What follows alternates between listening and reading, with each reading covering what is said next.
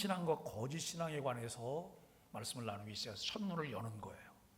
첫문을 여는데 16번째가 설교를 하려고 준비하는데 앞에 한 번 더, 뒤에가 맨 마지막에 한 번 더, 그러면 18번 설교를 하게 될 거예요. 그래서 오늘 고린도후서 13장 5절을 통해서 가장 깊은 신앙의 고민이라고 하는 이 주제를 통해서 이 참신앙과 거짓신앙의 문을 한번 열어보려고 해요.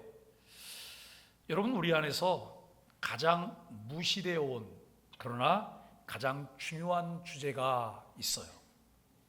그것이 무엇일까요? 오늘 우리가 함께 나눌 말씀은 매우 민감하지만 동시에 결코 외면해서는 안 될 가장 본질적인 주제라고 말할 수 있습니다. 거듭남과 회심이에요. 그리고 구원의 확신에 관한 말씀입니다. 이 주제는 오늘날 교회 안에서 가장 무시되고 있는, 그러나 가장 절박하고 중요한 주제인 것을 외면할 수가 없어요. 그럼에도 불구하고 매번 이 주제만 다룰 수는 없어요. 우리 교회는 비교적 성경을 차례대로 골고루 다 지금 성경을 말씀을 나누고 있잖아요. 빠지지 않고 샅샅이 다 이렇게 말씀을 나누고 있어요. 그런데 그렇게 다루고 있으면서도 성경은 늘 일관적으로 한 주제를 말하고 있어요. 그것이 무엇일까요? 예수 그리스도, 하나님의 주권, 하나님의 나라. 이것이 성경 전체를 관통하고 있는 일관적인 주제예요. 어디를 말해도 예수 그리스도가 튀어나올 수 있는 거예요. 그럼에도 불구하고 이 구원의 확신, 거듭남, 회심, 이 부분을 매번 강조할 수가 없어요. 왜요? 이걸 매번 강조하잖아요. 그러면 조금 익은 신자가 뭐라고 생각하는지 아세요? 난 다 알아. 난 다 알아. 안다는 게 여러분 머리로만 알고 있는 게 다 아는 거예요? 우리 교회 주차장 옆에 앵두나무가 있는데 앵두가 작년보다는 한 반 정도 열렸는데 지금 익어가요. 빨갛게 익어가요. 근데 지금 따먹으시면 손해예요. 떫은 맛이 좀 있어요. 완전히 익으면 단맛만 나요. 요거 다 따서 드시고 난 다음에는 어디로 가셔야 돼요? 옥상으로 가셔야 돼요. 옥상에 가서 블루베리를 또 따먹어야 돼요. 예?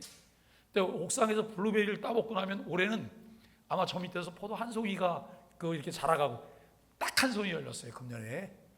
이게 4년 만에 열린 거예요. 저는 저걸 보면서 이게 신호탄이야. 이 나무가 열매를 못 내는 나무는 아니구나. 그래서 금년에 열매를 못 내면 어떻게 해야 돼요? 캐서 버려야 될지도 모르지만 그렇게 매몰차면 안 돼요. 1년만 더 참아주셔서, 1년만 더 기다려주셔서. 근데 한 송이가 열린 걸 봐서 내년에는 많이 열릴 것 같아요. 근데 여러분, 완전히 익지 않은 앵두를 따서 먹으면 떫어요. 무슨 맛인지 모르겠어요. 신앙생활도 마찬가지예요. 내가 거듭남, 회심, 구원의 확신, 이거를 말은 하지만 정말 내 안에 이 부분이 잘 정리가 됐을까? 이것 때문에 내가 오늘도 주님을 찬양하고 예배하고 있고 내 삶 가운데 역동성이 더해가고 있고 주님을 사랑하고 있는지 우리는 우리 자신들을 돌아보아야 합니다. 한번 스스로에게 여러분 질문을 해보세요. 난 참으로 거듭난 사람인가? 나는 하나님의 자녀로 다시 태어난 사람인가? 나는 정말 예수 그리스도 안에 있는가? 이 세 가지 질문을 하고 있지만 세 가지 질문은 하나의 질문인 거예요. 대답은 하나인 거예요. 이 질문 앞에 머뭇거리는 사람들이 많이 있어요. 머뭇거려요. 어떤 분들은 이런 질문조차 불편해 하기도 해요. 왜 그럴까요? 교회 안에조차 거듭남이라고 하는 말이 더 이상 설교되고 있지 않기 때문이에요. 교회에서 지옥에 관한 설교를 못하게 전하는 교인들도 있어요. 죄에 대해서 그만 설교하라고 여러분 이 전하는 교인도 있어요.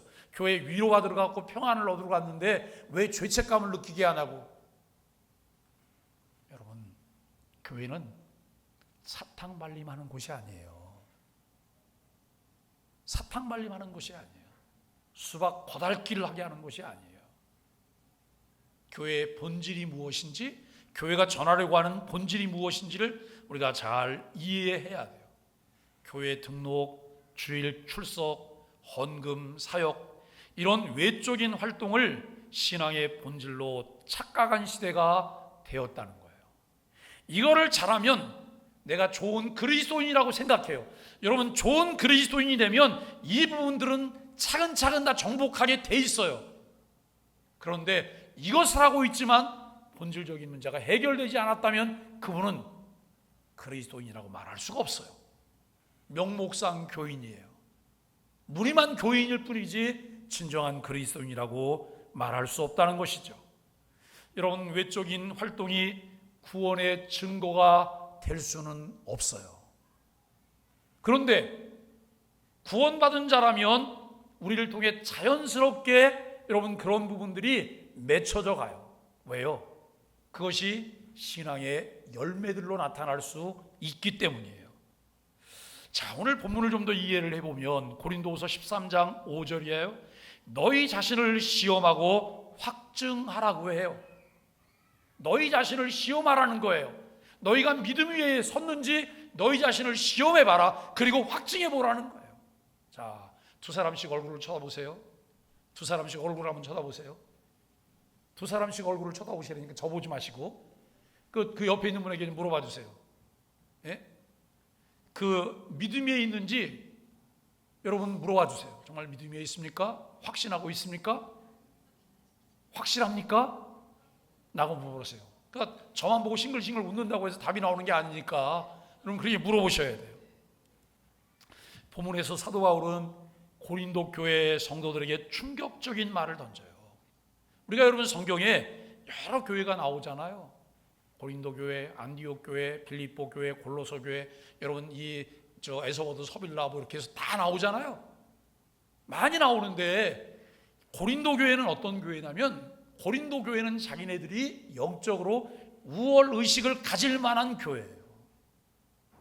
은사도 많았고 성령의 능력도 많이 나타났고 누구보다도 신앙적인 열심이 있었던 거예요.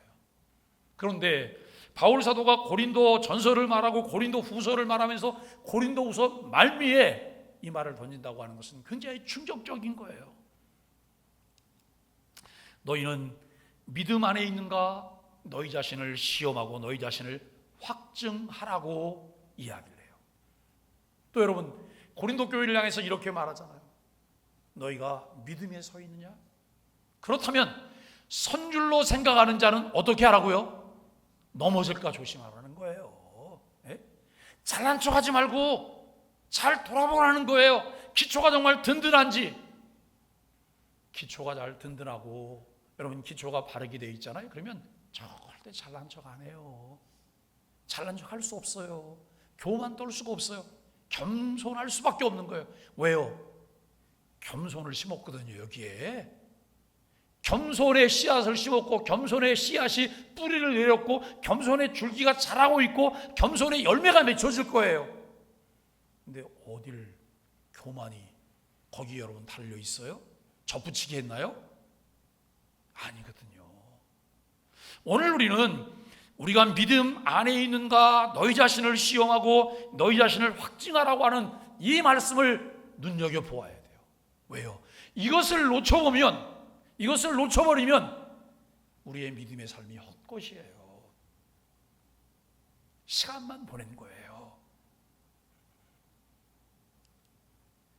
바울은 고린도 교회를 향해서 단지 위로하거나 격려만 하지 않습니다. 그는 믿음의 본질을 점검하라고 촉구하고 있습니다. 신앙생활의 껍데기를 뒤로 하고 그 속에 예수 그리스도께서 정말 계신지를 보라는 거예요. 여러분 제가 가끔 이런 이야기를 해요. 목회적인 마인드를 가져보세요. 목회적인 마인드를 가져보세요. 이 말이 무슨 말일까요? 그냥 동일한 그냥 성도로서 이렇게 있는 게 아니라 조금 성장하면서 목회자의 관점에서 좀 바라보는 거예요. 목회자의 관점은 어떤 관점일까요? 사람을 자라게 하고 사람을 세우고 그들로 하여금 연합해서 하나님의 나라를 이루게 하려고 하는 거예요. 중심에 내가 있지 않아요. 나 중심으로 어떤 일이 이루어지지 않아요. 주님 중심으로 일이 이루어져요. 나보다 상대를 더 존중하려고 하는 마음이 있어요. 바울이 빌립보 교회를 향해서 말한 빌립보서 2장 1절로 5절까지 말씀 가운데 우리가 우리 자신을 돌아보는 거예요. 그리고 우리 안에 그리스도 예수의 마음을 품게 되는 이 부분을 우리가 함께 나누게 됩니다. 여기서 말하는 시험하고 확증하라고 하는 명령은 단지 자기를 돌아보라고 하는 의미가 아니에요. 여러분, 헬라어로 이 도키마조는 금속을 불에 넣어 진짜인지 확인하는 정련의 과정을 말해요. 자, 여러분, 제가 이 반지를 전 반지 끼는 걸 좋아하지 않는데 교인 중에 이 반지를 저한테 주신 분이 계세요. 그래서 그 뒤로는 한 번도 안 뺐어요. 씻을 때만 좀 이렇게 잠깐 빼놓고. 근데 그분이 아직 생존해 계시기 때문에 저는 이 반지를 그냥 계속 잘 끼고 다녀요. 그리고 늘 반지를 볼 적마다 그분을 늘 생각하게 돼요. 우리 교회 명예권사님이세요. 지금은 요양원가 계시지만 옛날에 제가 왔을 때 명예권사님 3분이 계셨는데 그 권사님들이 목양실을 먹여 살리셨어요. 목양실을. 연세도 많으신데 교회 올 때 비타 500을 짊어지고 오세요. 목양실 냉장고를 채워놓으세요. 저희 집에 가면 화분에 나리꽃이 있어요. 이 꽃이 하나님 나라 먼저 가신 진순이 권사님이 어느 길을 가다가 나리꽃이 너무 이쁘니까 그 집 주인을 찾아가서, 이게 파는 게 아니거든요, 주인에게 이야기했어요. 이것 좀 파시라고. 그것 좀 파시라고. 그리고 여러분, 그것을 저한테 선물해 주신 거예요. 그분 돌아가셨는데도 봄이 되면 그 나리꽃이 싹이 올라오고, 아직 꽃은 안 폈지만 이렇게 올라오고 있어요. 제가 그걸 볼 적마다 그 권사님 생각을 하게 돼요. 그분은 움직이는 종합병원이셨잖아요. 온갖 수술을 다 하신 분이세요. 네? 온갖 수술. 우리 지금 요양원에 계신 고 권사님도 교회를 생각하는 마음이 얼마나 깊으신지 모르세요.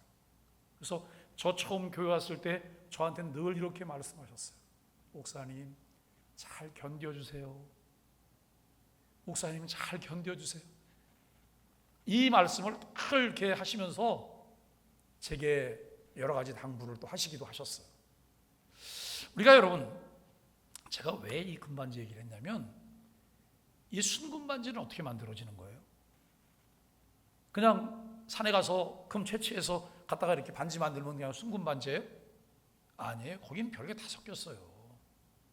그런데 이것을 용광로에 넣고 다 녹여서 순금만, 불순물을 다 빼내고 100% 순도가 높은 금을 만들어내는 거예요. 신앙의 과정이 그런 과정을 우리에게 말하고 있어요. 여기 시험하고 확증하라, 이 도키마조라고 하는 말을 쓰고 있는데, 네 신앙이 진짜냐? 순도 100%냐? 이물질이 섞이지 않았냐? 라고 하는 그런 말씀이죠. 즉 신앙의 진위를 분별하는 진지하고 철저한 자기 점검을 하라는 거예요. 여러분은 어떤 관점에서 성경을 보고 계신가요? 요즘 신명기 묵상하면서 무슨 생각을 하세요? 신명기 묵상을 하다 보니까 얼마나 하나님께서 사회 정의를 실현하시고 사회적 약자를 돌보면서 모두가 함께 공존하는 삶을 만들어내시려고 하는지 그 부분이 너무 많이 보이는 거예요. 그래서 우리가 사회적 약자를 보면 깔보고 무시하고 함부로 대하는 이런 게 아니에요. 우리가 여러분, 신앙의 인격은 언제 나타나냐면 나보다 약한 사람들을 대할 때 그 사람의 신앙의 인격이 나타나는 거예요. 존중하는 거예요. 불쌍히 여기는 거예요. 그 사람의 역할을 함께 나누려고 애를 쓰는 거예요. 늘 나 중심이 아니어야 되는 거예요. 여러분, 신앙생활은 나만 은둔하고 나만 고립하고 나만 무엇을 이루는 것 아니에요. 모두가 함께 가야 되는 거예요. 이것이 성경이 우리에게 말씀하고 있는 공동체며 하나님의 나라인 것을 알게 돼요. 예수 그리스도께서 너희 안에 계신 줄을 너희가 스스로 알지 못하느냐라고 말씀해요. 이 질문은 복음을 수년간 들어온 고린도 교회에 던진 것이고 오늘 우리에게도 똑같이 이 질문을 하고 있어요. 예수님이 나와 함께 계신가? 아니면 나는 여전히 나 자신 속에 갇혀 살아가고 있는가라고 하는 거예요. 옛날은 정보가 별로 없었어요. 들을 수 있는 게 별로 없었거든요. 그래서 옛날에 저희 어릴 때만 해도 라디오가 없는 집도 많아요. 그래서 우리는 축구 중계를 한다고 하면 어느 집 그 마당에 멍석 쭉 깔고 거기다 배 깔고 엎드려서 이러면 가운데다 라디오 하나 놓고 애들이 다 쭉 엎드려 있어요. 그리고 축구 중계를 들어요. 그 축구 중계를 들으면 그거 듣다가 그냥 좋아하기도 막. 요즘은 모든 게 다 보이잖아요. 그리고 조그만 아이들도 얼마나 많은 정보를 제공받았는지 아이들이 너무 많은 걸 알고 있어요. 예? 가끔 아이들이 질문하면 우리도 대답 못할 만한 질문들을 불쑥불쑥 던져요. 오늘 우리 초등학교 4학년 아이가 밥 먹는데 목사님 그러면서 이거 위생불량 하나 발견했어요. 뛰어와요.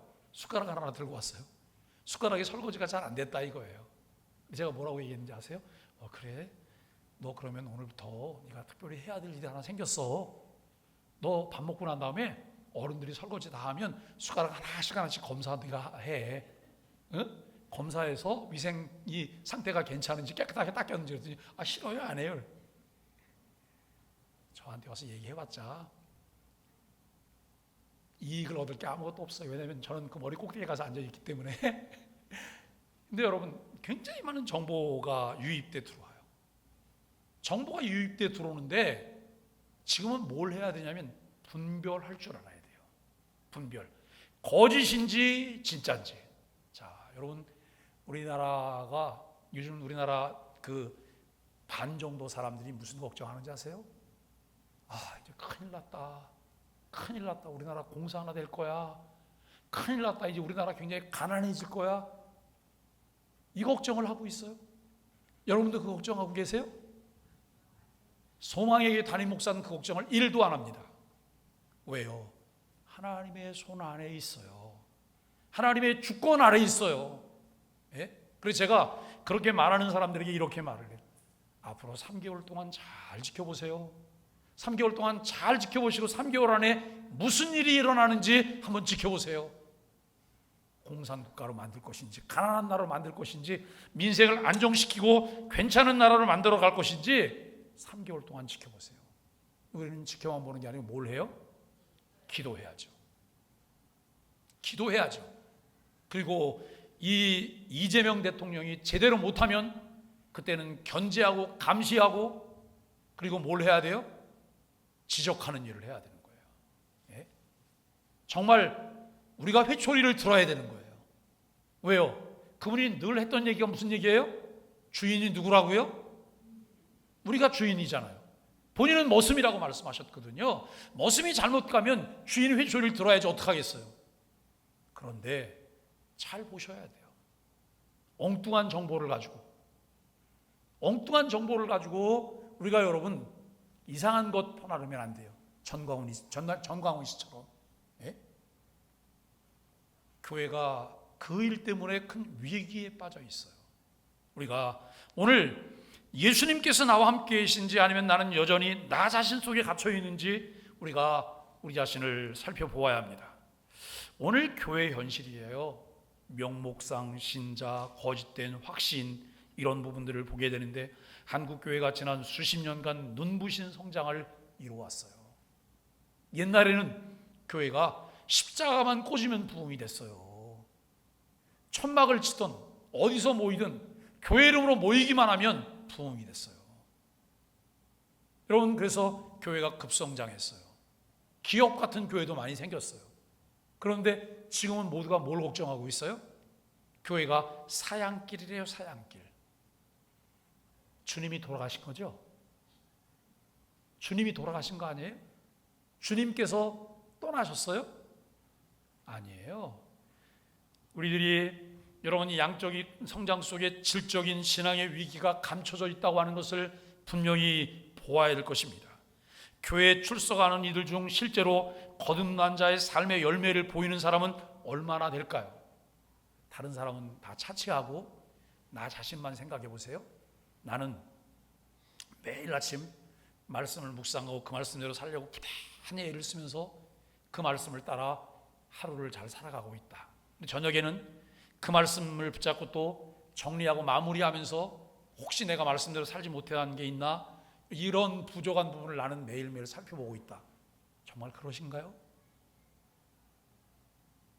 여러분, 이거 강대상에서 수없이 말을 하고 있는 거예요. 예? 눈에 보이는 어떤 신비로운 여러분 신기루를 쫓아가지 마시고 말씀 붙잡고 그 말씀에서 우리를 어떻게 인도하는지 우리가 거기 순종하면서 가자는 거예요. 이것이 우리에게 필요하잖아요. 신앙의 본질은 경험하지 못한 채 단지 전통과 습관으로 교회를 다니는 사람은 또 얼마나 많을까요? 매우 중요한 부분입니다. 신앙의 본질은 경험하지도 못한 채 교회 밖으로 떠나는 사람들도 많이 있어요.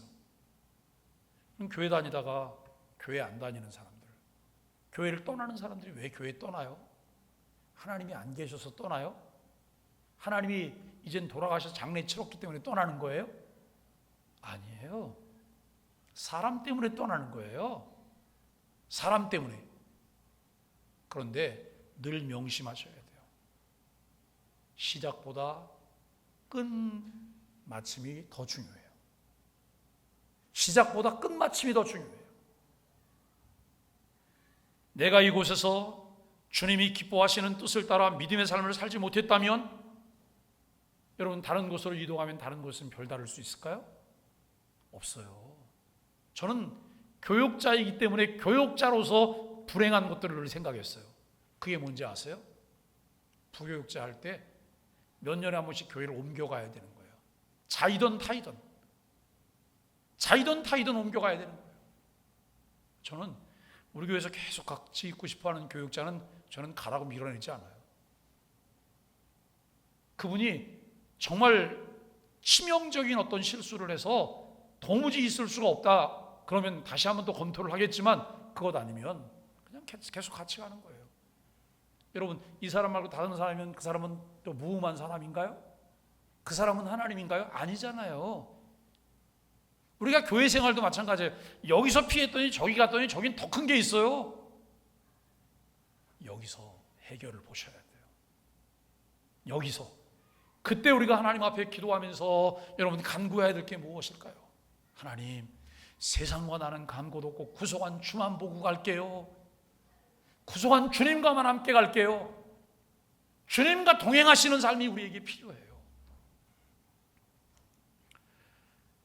스프롤이라고 하는 분이 있는데요, 이분은 교회 안의 신자들을 네 범주로 나눠서 이야기를 해요. 네 범주로 나눠서 얘기를 하는데요, 첫째는 구원받았고 그것을 아는 사람, 그리고 두 번째는 구원받았지만 확신하지 못하는 사람, 세 번째는 구원받지 못했고 그것을 아는 사람, 네 번째는 어떤 사람일까요? 그거 아시면 대신 설교하시겠죠. 네 번째는 구원받지 못했지만 자신이 구원받았다고 착각하는 사람이에요. 스프롤이 이 교회 안의 신자들을 이 네 부류로 말하고 있어요. 구원받았고 그것을 아는 사람, 확신이 있는 사람이죠. 또 구원받았지만 확신을 갖고 있지 못한 사람이에요. 지식이 부족한 거예요. 그 다음에 세 번째로 구원받지 못했고 그것을 아는 거예요. 자기가 구원받지 못했고 구원받지 못했다는 사실도 알고 있어요.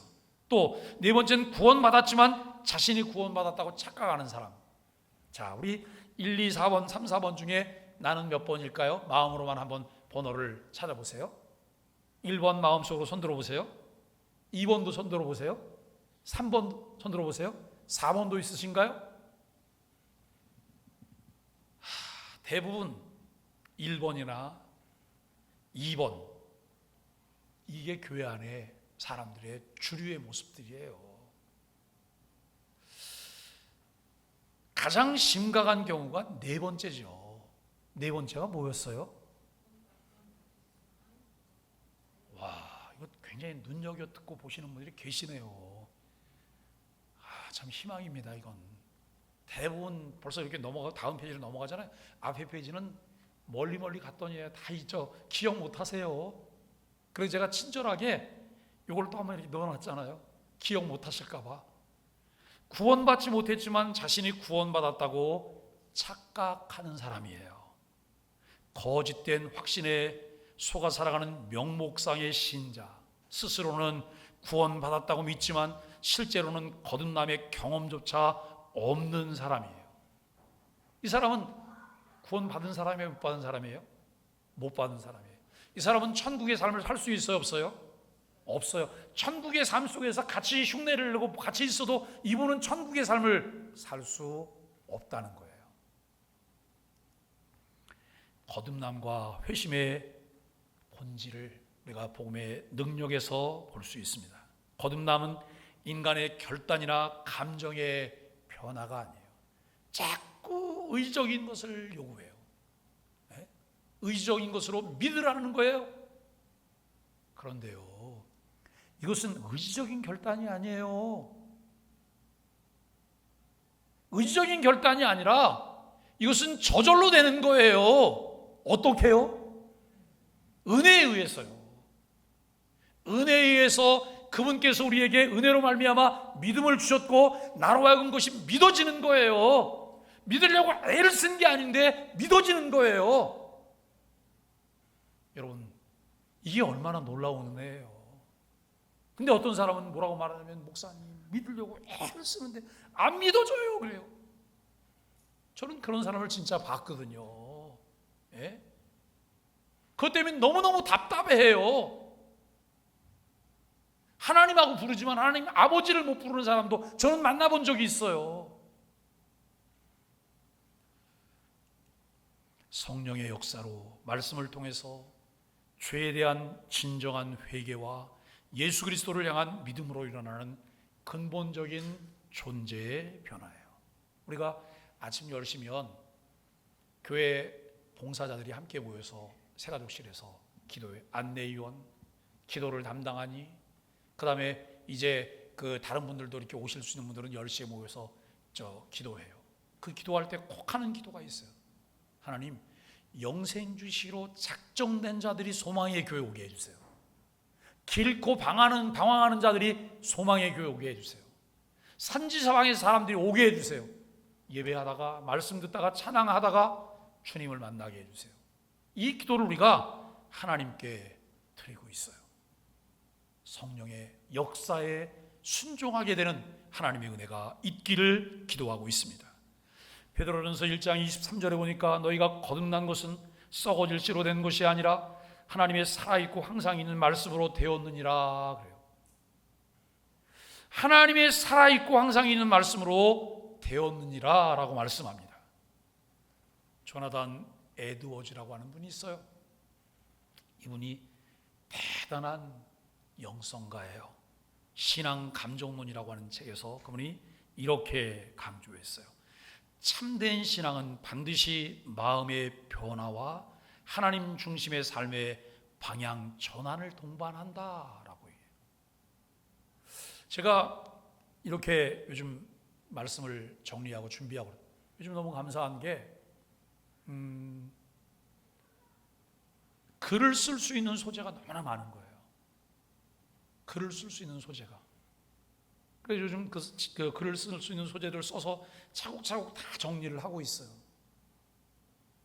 그런데 말씀을 정리하고 글을 쓰다가 문득 마음에 이런 생각이 들었어요. 하나님의 은혜가 너무 감사하다.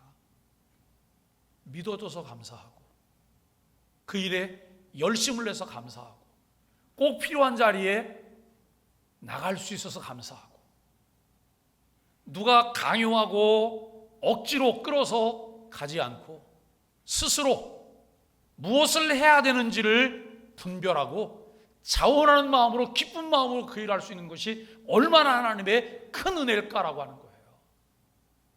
여러분, 저는 막 사람들에게 강요하지 않아요. 그렇다고 해서 제 마음에 안타까움이 없는 게 아니에요. 3배, 4배 다른 사람보다 훨씬 많은 안타까움이 있어요. 그러나 강요가 아니라 기다리고 있어요. 이 주변의 환경을 만들고 그로 하여금 그 안으로 들어올 수 있도록 이것은 무엇에 의해서 가능해요? 은혜에 의해서요. 은혜에 이끌리게 될 때 은혜가 나를 이끌고 가는 거예요. 우리가 하나님의 은혜를 선택할 수 있다고 하는 것이 얼마나 하나님께 감사합니까? 참된 신앙은 반드시 마음의 변화와 하나님 중심의 삶의 방향 전환을 동반한다는 거예요. 내가 다른 데로 나 중심으로 무엇을 가려고 하다가 하나님께서는 나를 방향 전환하게 하세요. 그것이 하나님의 은혜예요. 제가 아까 목회적인 마인드라고 하는 이야기를 했는데, 목사님은 무슨 생각을 할까? 여러분, 제가 교회 성장에 욕심이 많은 목사입니까? 없어요. 그러면 교회가 부흥 안 됐으면 좋겠다고 생각하는 목사입니까? 아니요. 최선을 다하고 주님께서 주님의 때에 주께서 역사하시기를 기도하는 사람이에요. 그런데 우리 모두가 같은 마인드를 가지고 함께 기도하면 함께 참여하게 되는 거예요. 여기서 광고하는 내용이 2번, 3번 반복되는 건 비효율적이에요. 그건 누가 하셔야 되는 거예요? 목장에서 목자가요. 목자가 한 사람 한 사람 챙기면서 그 일을 하셔야 되는 거예요.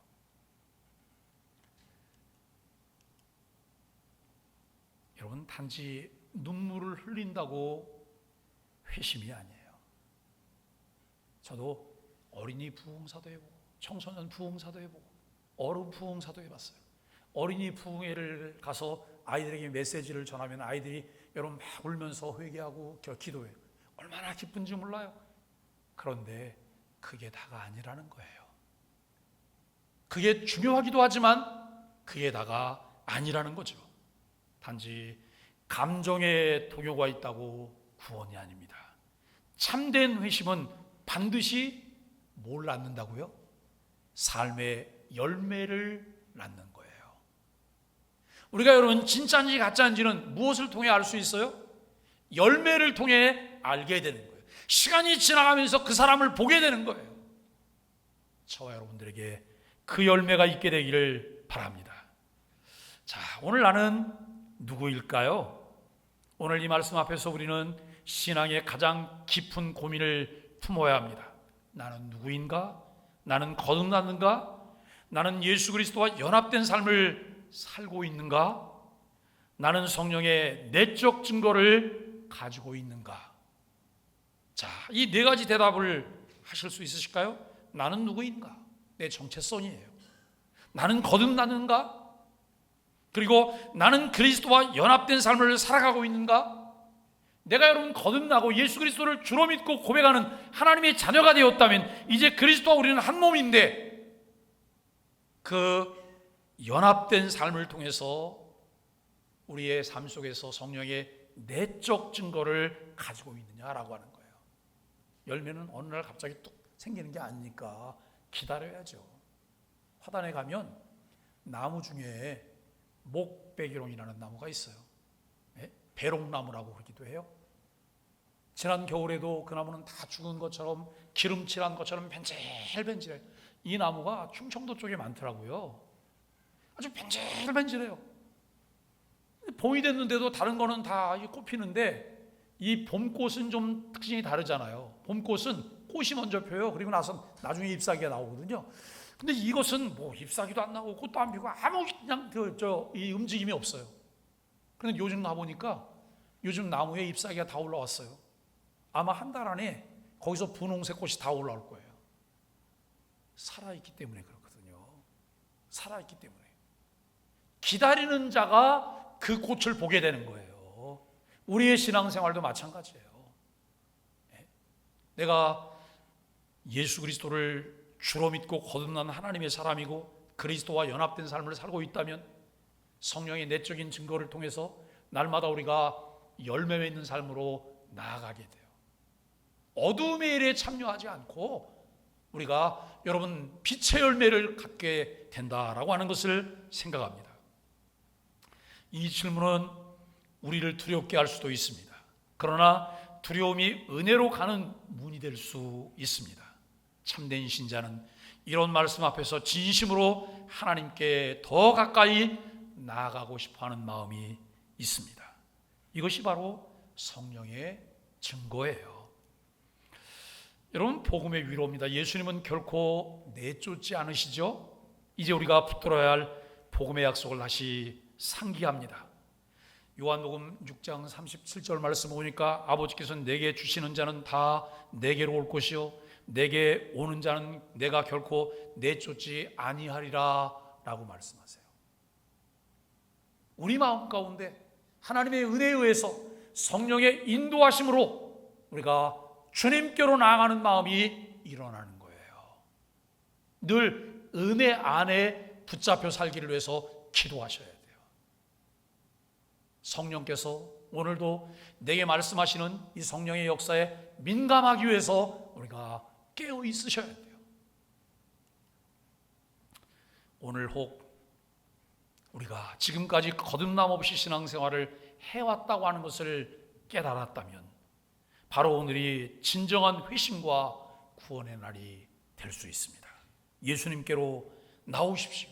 그분은 결코 당신을 거절하지 않으십니다. 여러분, 또 질문을 던져볼까요? 나는 예수님이 내 안에 계신 것을 확신하는가? 어떻게 확신하시죠? 아멘을 하시든지 고개를 한번 끄덕 하시든지 아니면 이렇게 하시든지 뭘 한번 해보셔야 되지 않을까요? 자, 다시 한번 묻겠습니다. 나는 예수님이 내 안에 계신 것을 확신하는가? 이렇게 처음부터 하면 얼마나 속이 시원하겠어요? 예? 나는 진리의 말씀으로 거듭났는가? 벌써 잊어버리셨죠? 예? 나는 진리의 말씀으로 거듭났는가? 왜 안 하세요? 자, 그 다음에 내 삶의 죄에 대한 회개와 하나님을 향한 변화가 있는가? 있나 없나? 없는 것 같기도 하고 있는 것 같기도 하고. 여러분 그러실까요? 나는 참된 신앙의 열매를 맺고 있는가? 열매를 맺는 것은요, 막 집착한다고 해서 열매가 맺혀지는 게 아니에요. 열매가 맺혀질 환경이 만들어지면 열매가 열려요. 어떻게 열려요? 저절로 열려요. 저절로. 우리가 참 그리스도인이 되면 참 그리스도인인 나를 통해서 열매가 저절로 열려지는 거예요. 그런 은혜를 입고 살아갈 수 있게 되기를 바랍니다. 자, 우리 오늘 마지막 마무리 기도하고 마치도록 하겠습니다. 함께 기도하겠습니다. 하나님, 저의 믿음을 말씀 앞에서 시험하게 하소서. 성령님, 저의 심령을 비추어 주셔서 거짓된 확신에서 깨어나게 하시고 참된 회심의 은혜를 누리게 하여 주옵소서. 예수님의 이름으로 기도합니다. 아멘.